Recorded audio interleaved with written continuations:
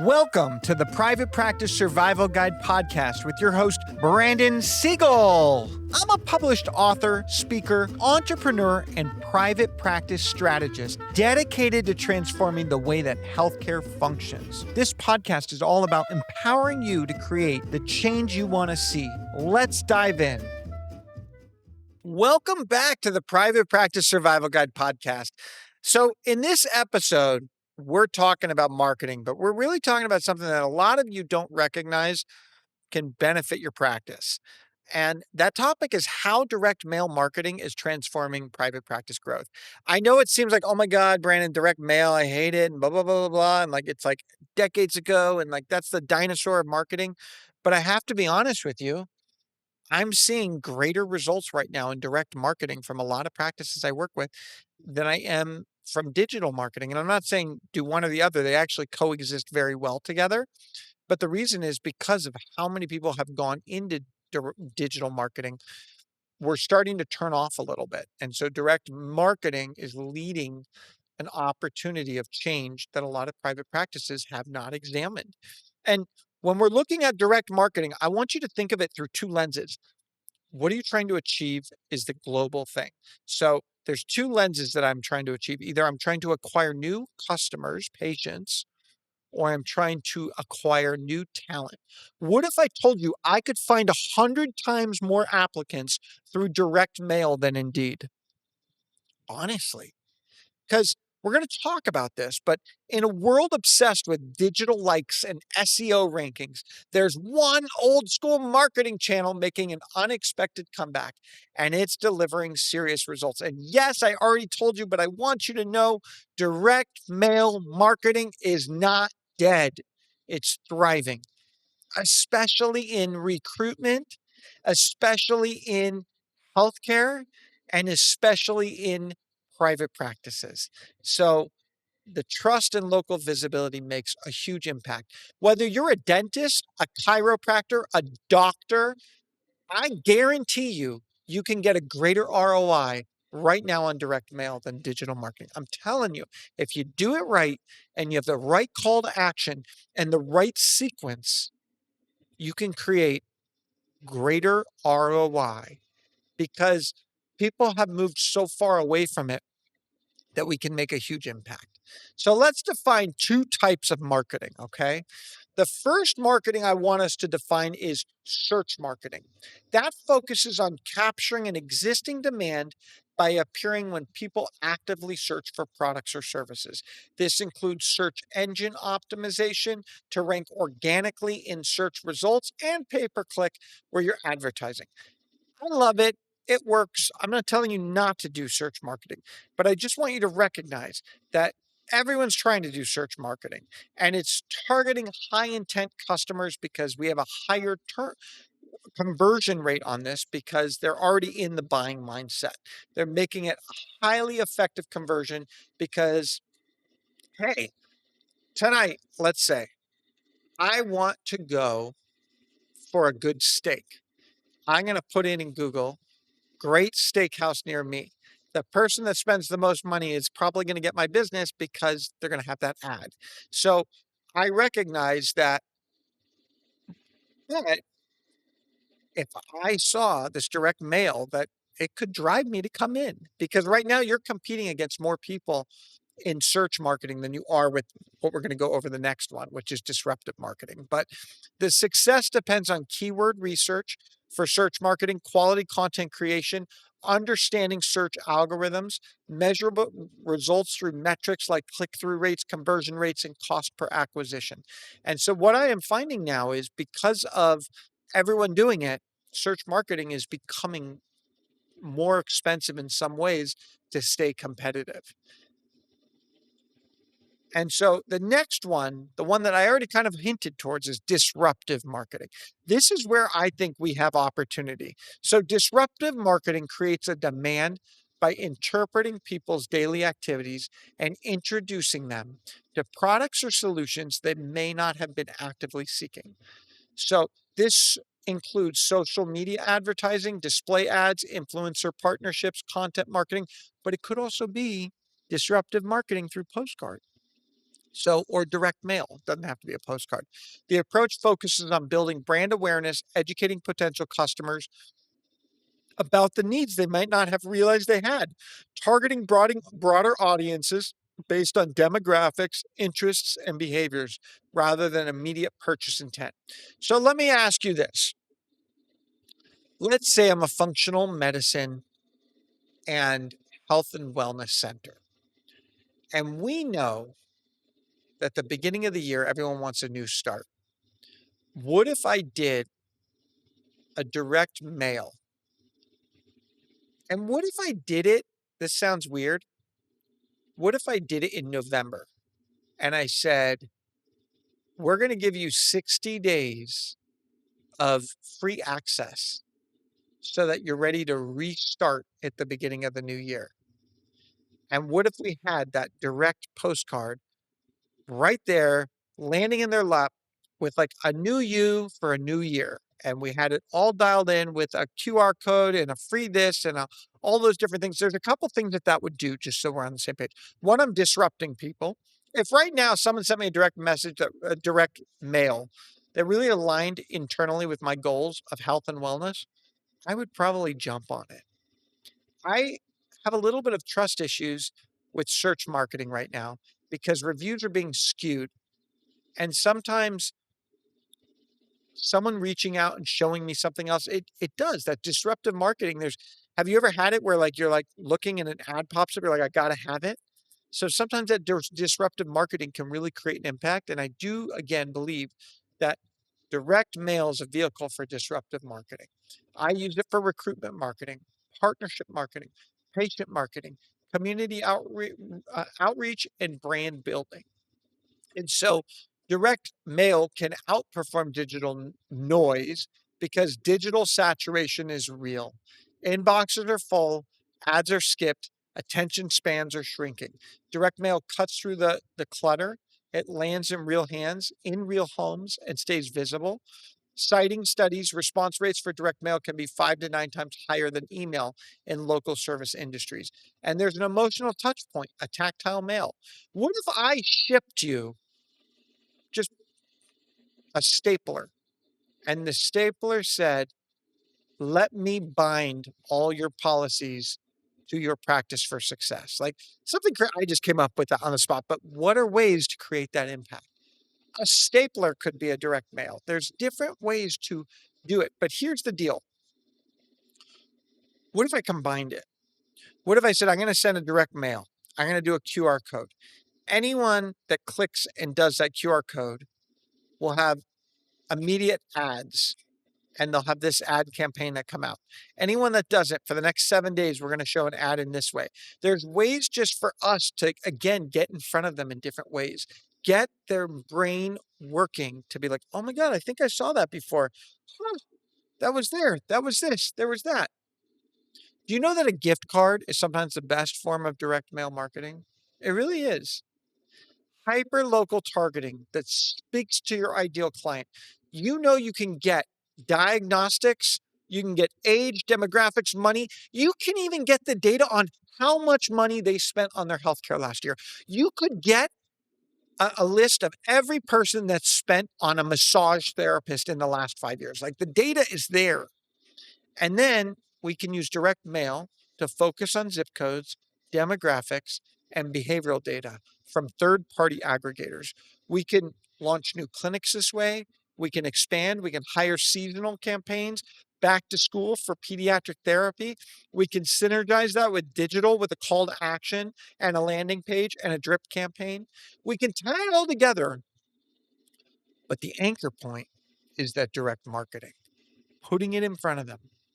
And so building brand authority with intentional design, highlight the power of it. Mail isn't just a flyer. Like I said, it could be a stapler. It's a first impression. Tips for high converting mailers, compelling headlines. You need a QR code of some kind, testimonials, a clear call to action. What if I'm recruiting? So here's what I'm going to say. What if I did this? I'm trying to hire a neurologist in my practice. I'm going to get every neurologist that graduated in the last year. or is going to be graduating. And I sent a mailer to them and I said, sign up for an interview and get a $150 gift card to a restaurant of your choice. Sign up for a career with us and get $10,000 immediately paid towards your student loans. I'm just throwing that. But that's going to get farther than posting that on Indeed because Indeed is only targeting those that are looking for it. I want to disrupt. I want to get in front of them. So one private practice spent $2,500 on a campaign and they booked over $15,000 in services in 6 weeks. I'm telling you, it's there. Bundle your direct mail with remarketing digitally. Digital meets physical for omni-channel growth. It's possible. It's here. And so when we're doing direct marketing, I want you to be hyper targeted on your audience segmentation. Use geographic targeting to focus on zip codes, where you're going, layer them with demographic, layer it even with interested. What if you targeted, let's say you're physical therapy and you want to target sports injury? How many people do golf and all these different things? There's plenty of ways for you to do that. Families with young children, seniors needing rehab, um, people wanting chiropractic, even have they been in an auto accident in the last year? All these things are available. The data is out there. And the more specific your list, the higher your response rate. Then we need to personalize it. We need it to feel human. Don't do dear resident. Use names, use examples, use things, handwrite that note. Don't make it look handwritten. Or maybe it is you're sending a book, and on that book, there's a sticky note that says, handwritten by you. I believe that this is a starting point of change in your back recovery. And if you ever want more, call me and I'd love to do a free screening. Whatever that is, there's plenty of ways to do this. Compelling design and clear call to action. Use your bold headlines, clean visuals, single strong call to action.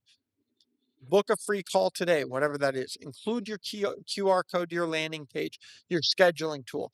Testimonials, limited time offers to boost conversion. Don't get too salesy, but you get my point. And so all of these can do.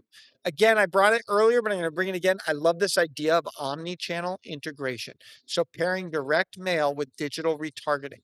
When someone visits the site from a postcard, follow up with email or social ads. Use consistent branding across all channels to reinforce your recognition and your trust. Have you ever, even something like this, have you ever said, I feel like pizza tonight, and then pizza ads show up? I bet you when I am done, I'm going to have ads for some kind of food tonight because they're listening. I'm just telling you. So I'm either going to get pizza or steak ads on my iPhone tonight, I'm sure. Timing and frequency, align campaigns with seasonal needs. Figure out when they may need it. Figure out what's going on. Again, that back to New Year's, back to health, whatever that is. Use your drip campaigns. Send a series of mailers over 4 to 6 weeks. When I'm hiring, I target those hiring frequencies and I want it like, hey, what if they got it every 2 weeks for 6 weeks? Something crazy like that. Track, measure, optimize. I want you to use unique promo codes, QR codes, dedicated phone numbers to track your ROI. A/B test different offers, designs, and mailing times. Analyze your response data to refine your future campaigns. It's really important that we're adding value, not just ads. So sometimes it is including educational content. Sometimes it's a video. Sometimes it's a checklist. Sometimes we're sending a book in the mail. Position your practice as a trusted expert, not just a service provider. This builds long term brand equity and referral potential. So there's some different ways to leverage technology to optimize your direct mail. One is CRM triggered mailings. So using your CRM, your customer relationship management system, to automate mailings based on patient behavior, like sending a welcome postcard after a new inquiry or a reactivation offer after 90 days of inactivity. This ensures timely, relevant outreach without manual effort. So one of the things that I always look at, and a lot of marketing specialists look at this, is what is the average client that comes back to you? So let's say that you're a physical therapist, because I pick on that a lot. You discharge them. How often are they coming back to you? So it's very interesting because I need physical therapy. I do. I need more than physical therapy, but I definitely need physical therapy. But my experience with my prior physical therapist was not strong enough to make me go back. I'm waiting for the right physical therapist, but I've yet to find that physical therapist. And I think that the every time I get direct mail outreach, it's poor direct mail. The issue is not the action of direct mail. The issue is they do some cookie cutter boring, like, we see you haven't been in our clinic for a year. We'd love to have you come reassess. Like, honestly, if the therapist that treated me, and you may say this doesn't make sense financially, but if he wrote me one card handwritten that said, "Hey, Brandon, hope you and the kids are well. I really enjoyed working with you. I would love to see if I can bring your function to another level. Would you consider coming in for a 30-minute screening with me?" 30 minutes of giving me time would be more valuable than how much money he's going to drop on ads and everything else. There's ways to get there. And so I just want you to look. So CRM triggered mailing, number one. Number two, variable data printing. VDP. Leverage VDP to personalize each mail piece with recipient's name, service history, or even local therapist info. Again, if we're recruiting or whatever. Personalized mail increases engagement. It builds trust, especially in healthcare settings. Three, we got to have personalized URLs. We need to use our QR codes. We need to get our personalized URLs to track the response. And then we need to have a campaign dashboard.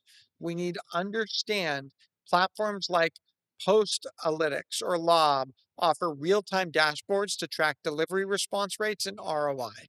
And we got to A/B test it. We need to make sure that what we're doing is working and not just go one way and grade it as a fail.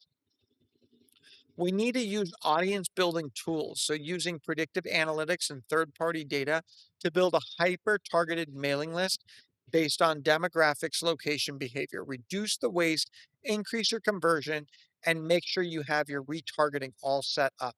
And we're going to automate it with marketing platforms like a HubSpot or a MailChimp or an active campaign that has different triggers to create the larger workflow. So again, we're bringing our direct mail, our email, our ads, we're combining it into that omni channel in order to hit them through different leveraging ways.